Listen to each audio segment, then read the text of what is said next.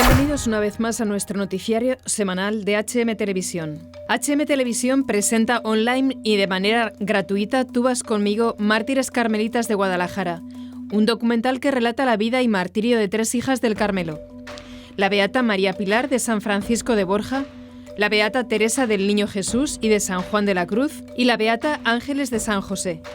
Fueron las primeras víctimas de la persecución religiosa del siglo XX en España, de las que se pudo probar el martirio y llegar a la beatificación del 29 de marzo de 1987. El título del documental está inspirado en la homilía de su beatificación pronunciada por San Juan Pablo II. El Papa polaco quiso recordar que estas esposas de Cristo no dudaban de la presencia fiel del Esposo Divino junto a ellas. Por ello, no temieron a la muerte y se ofrecieron y entregaron para que llegue su reino. Ellas, como ovejitas fieles, querían seguir al buen pastor si fuera necesario hasta dar la vida por él. Un 2 de mayo, pero del año 1925, la más joven de las mártires, la beata Teresa del Niño Jesús y de San Juan de la Cruz, entró en el monasterio de San José de Guadalajara.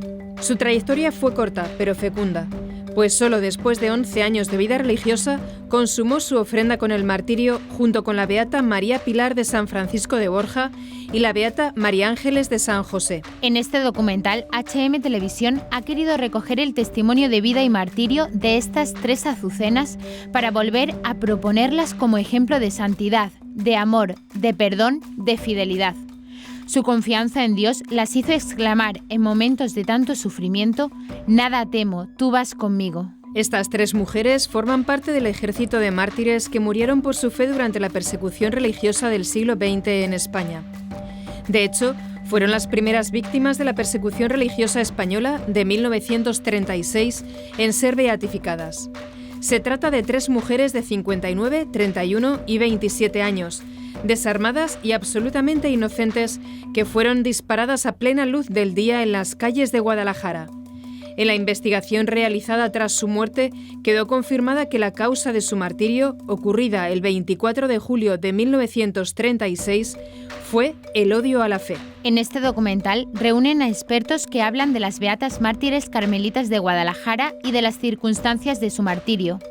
Fernando Moral Hacha, director adjunto de la Oficina para las Causas de los Santos de la Conferencia Episcopal Española, que explica que los mártires no es solo una vida, una muerte, una cronología de hechos, sino que son un auténtico testimonio de vida y un auténtico manual de cómo nosotros nos podemos conducir en nuestra vida cotidiana. Jorge López Teulón, postulador de las causas de los mártires de la persecución religiosa de 1934 a 1939, para la provincia eclesiástica de Toledo y la diócesis de Ávila, que ofrece un resumen asombroso de la persecución religiosa en España. Lo que sucede aquí en España se convierte en la mayor persecución de la historia de la Iglesia en menos tiempo: 6 meses, 12 obispos, un administrador apostólico, más de 4.000 sacerdotes, más de 3.000 religiosos, 3.000 laicos. Fray Antonio Beneítez Domínguez, Orden de Carmelitas Descalzos, prior del convento de San Benito el Real, Valladolid. De las mártires explica: son 3 mujeres enamoradas de Jesucristo que, movidas solo por el amor al Señor, entraron a este Carmelo y vivieron con una absoluta dedicación a su vocación. Son modelo real de respuesta a la llamada de Dios. En ellas, la llamada incluyó el supremo testimonio. El documental cuenta además con 2 breves pero conmovedoras intervenciones: la de la hermana Matilde de Jesús, carmelita descalza del monasterio de San José, Guadalajara, y la de don Javier García, familiar de la beata Teresa, testigos de la conversión de uno de los asesinos de las beatas mártires carmelitas de Guadalajara. Comenzaremos con las noticias de interés internacional. Colombia, consagración al Inmaculado Corazón de María el 13 de mayo. Argentina, Marcelo Gullo recupera la voz en su país. Francia, la Iglesia se prepara para una posible visita de León XIV. Estados Unidos, 2 eventos de profunda resonancia espiritual convergen en junio. Pasaremos después a las noticias nacionales.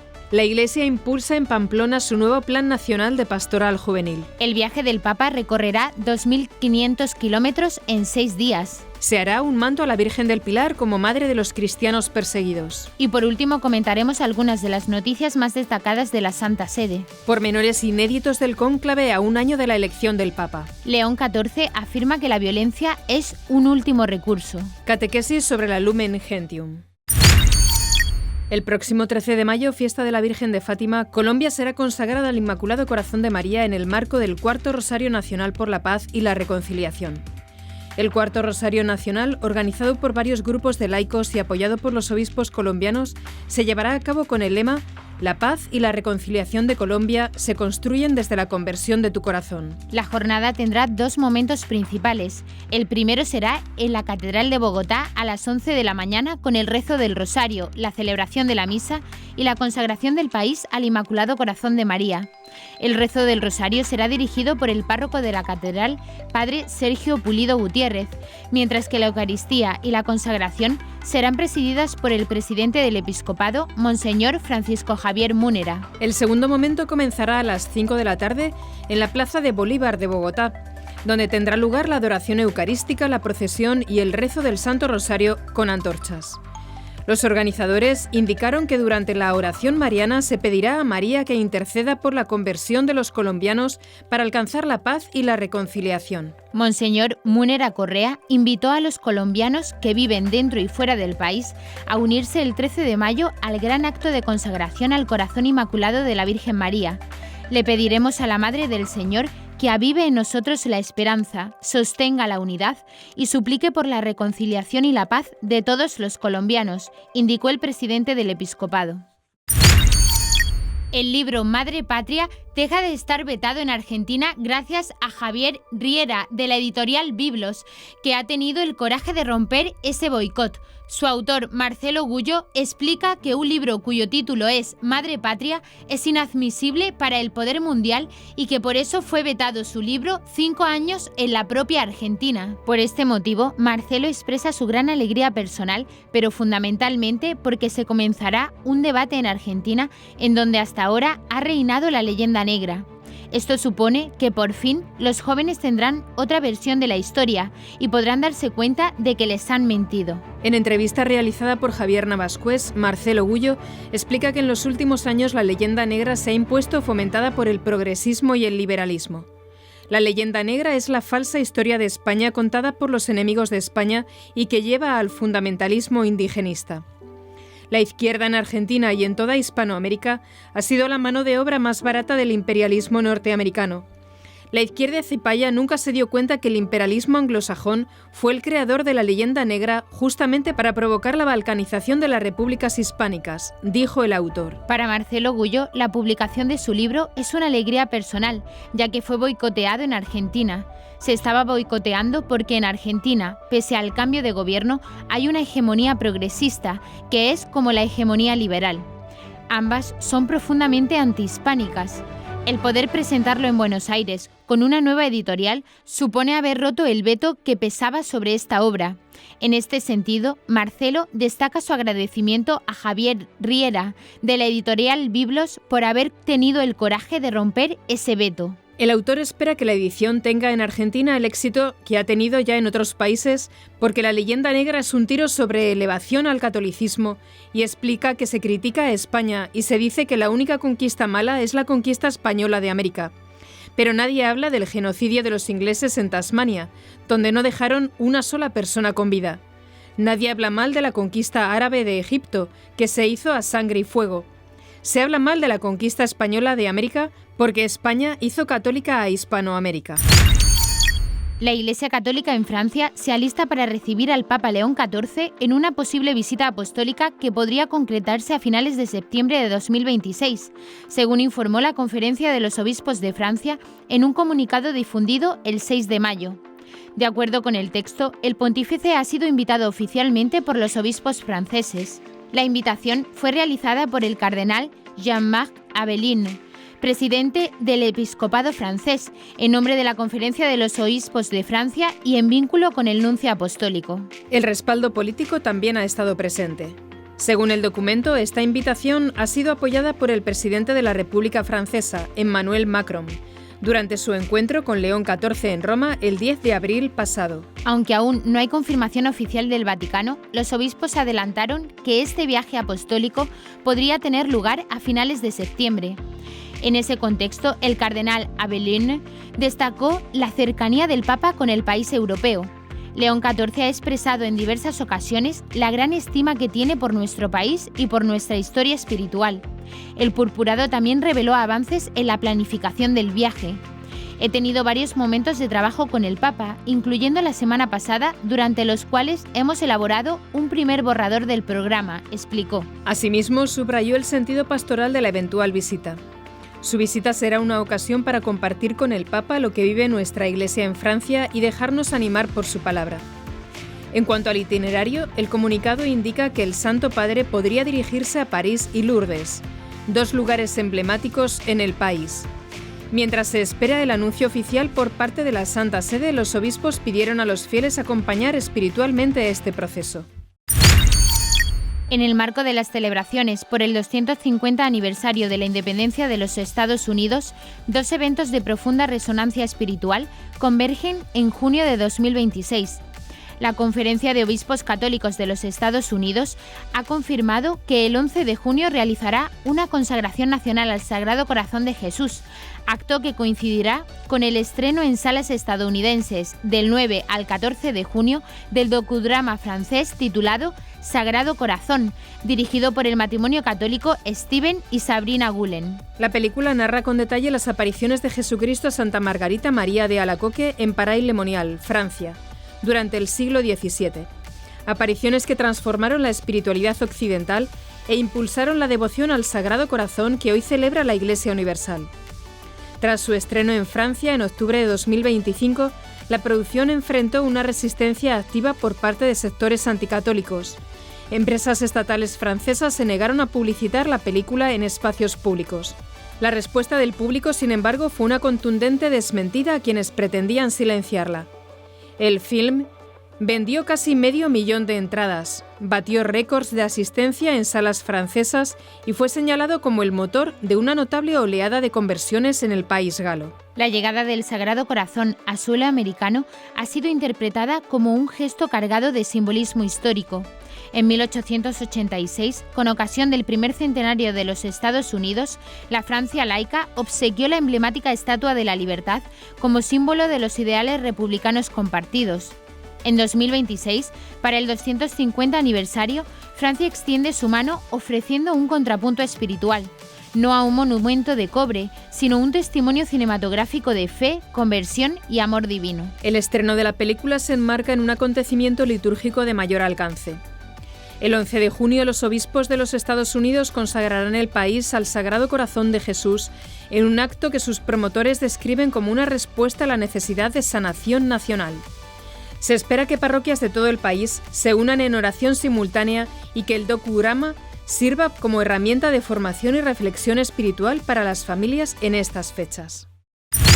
En el marco de la ronda de visitas por las distintas provincias eclesiásticas en España, la Subcomisión para la Juventud e Infancia de la Conferencia Episcopal Española hizo escala en Pamplona. La cita tuvo como objetivo principal la presentación del nuevo proyecto Marco de Pastoral con Jóvenes, titulado Poneos en Camino, así como el fortalecimiento de la comunión entre la subcomisión y las diócesis del norte. La reunión congregó a los delegados de las pastorales de juventud de las diócesis de Pamplona y Tudela, San Sebastián, Bilbao y Vitoria.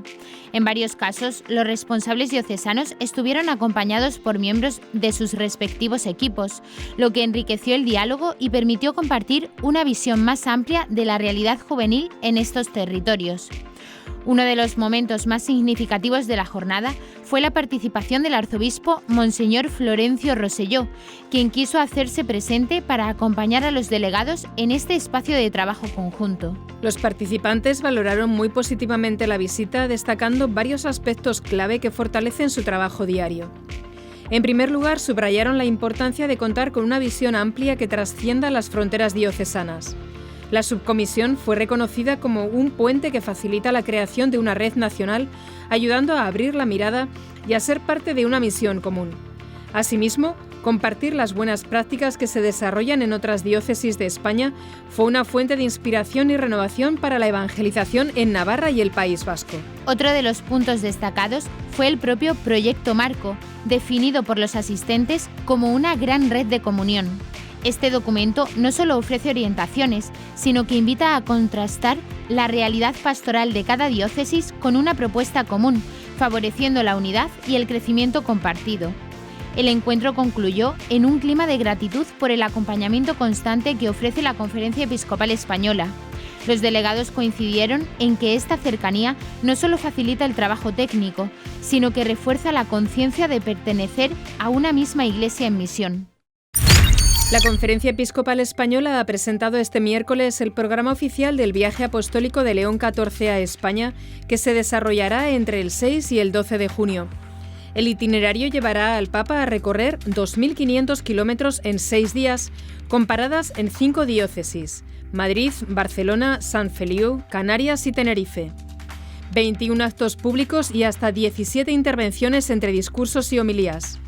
La agenda sitúa en el centro 3 ejes: la caridad, con visitas a centros de atención social, la Eucaristía, que vertebrará cada etapa del recorrido, y el encuentro, tanto con los jóvenes como con la sociedad civil, las autoridades políticas y las iglesias locales. La rueda de prensa, celebrada en la sede de la Conferencia Episcopal Española en Madrid, ha reunido a los 5 obispos con mayor peso en la organización. Luis Argüello, presidente de la Conferencia Episcopal Española y arzobispo de Valladolid; el cardenal José Cobo, arzobispo de Madrid; el cardenal Juan José Omella, arzobispo de Barcelona; José Mazuelos, obispo de Canarias; y Eloy Santiago, obispo de Tenerife. Monseñor Argüello ha enmarcado la visita como un viaje apostólico de alguien que es una referencia mundial, cuyo objetivo es predicar la palabra, celebrar la fe y confirmar la presencia de la Iglesia en la cultura, educación y sanidad y su acción social, especialmente en la pastoral penitenciaria. El cardenal Cobo ha reconocido que la organización se ha hecho en tiempo récord y que ha costado mucho hacer la agenda. Hay mucho deseo de que los actos sean multitudinarios, ha señalado, aunque ha insistido en la importancia de preparar el corazón. El cardenal Omella ha apuntado que la visita va a visibilizar la unidad de toda la Iglesia en torno a su pastor y ha comparado al Papa con San Agustín. El Papa no habla mucho, pero son dardos que lanza. Está imbuido de su sabiduría. La organización ha indicado que el programa publicado recoge los actos públicos, pero que podrían celebrarse encuentros privados adicionales no incluidos en la agenda oficial. Ayuda a la Iglesia Necesitada en España entregará el 13 de mayo en la Basílica de la Virgen del Pilar, en Zaragoza, un manto como regalo y reconocimiento de su protección como Madre de los cristianos perseguidos. El arzobispo de Zaragoza, Monseñor Carlos Manuel Escribano, será quien reciba la pieza de manos de Walter Plettenberg, presidente de ACN España, José María Gallardo, director en España, y del padre Fernando Bielza, asistente eclesiástico de la Fundación. El responsable de la región norte de la Fundación Pontificia en España, Pablo Rivero, consideró que se trata de un momento muy significativo para la historia de ACN, ya que la Fundación se consagró a la Virgen de Fátima en 1967 y subrayó que la Virgen ha tenido siempre una estrecha vinculación como patrona de ayuda a la Iglesia necesitada y de los cristianos perseguidos, en declaraciones difundidas por ACN. La confección del manto, que llevará el logo de Ayuda a la Iglesia Necesitada y la inscripción Madre de los Cristianos Perseguidos, es de color rojo y se ha realizado en un taller de Zaragoza en el que trabajan varias religiosas.